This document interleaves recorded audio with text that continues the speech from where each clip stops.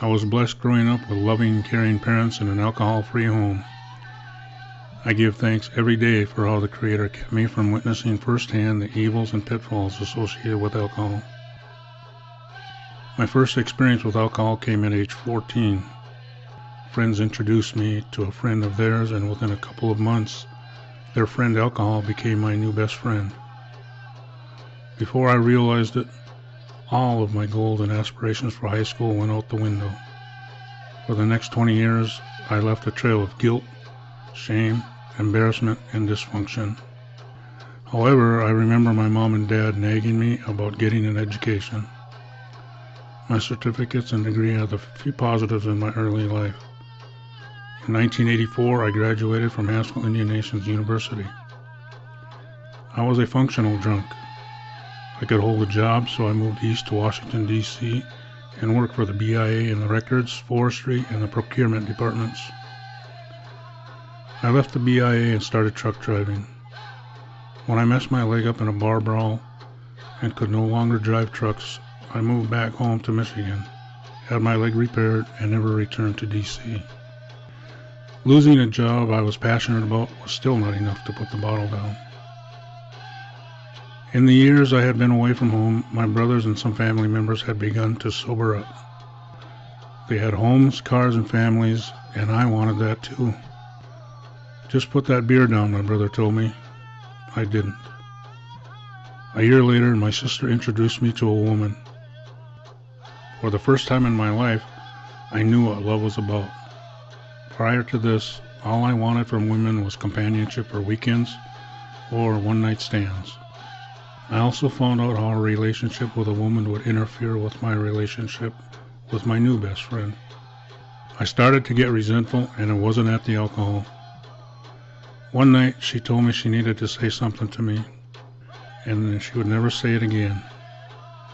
She said, "Your drinking scares me." The next morning I woke up and she said, "Do you remember what I told you last night?" "Yeah, you said my drinking scares you." "Anything else?" "No." "Right, you passed out while we were talking." I came home on a Friday with $900 in my pocket. I ended up in Sweet's bar on Monday morning, hungover and broke. I looked in the mirror and saw nothing.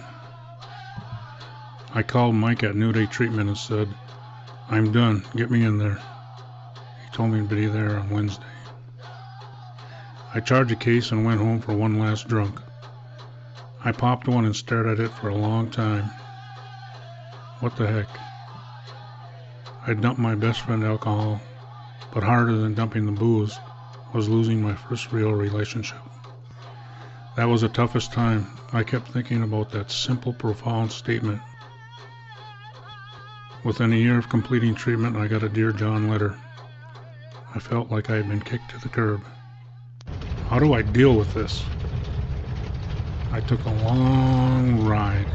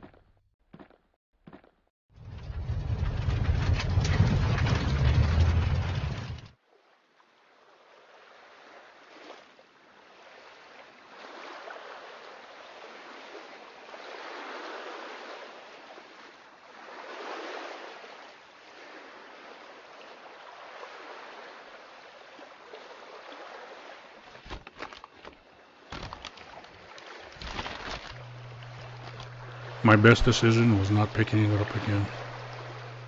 Today I have come full circle. I am an administrator at New Day, the same treatment center where I started my recovery.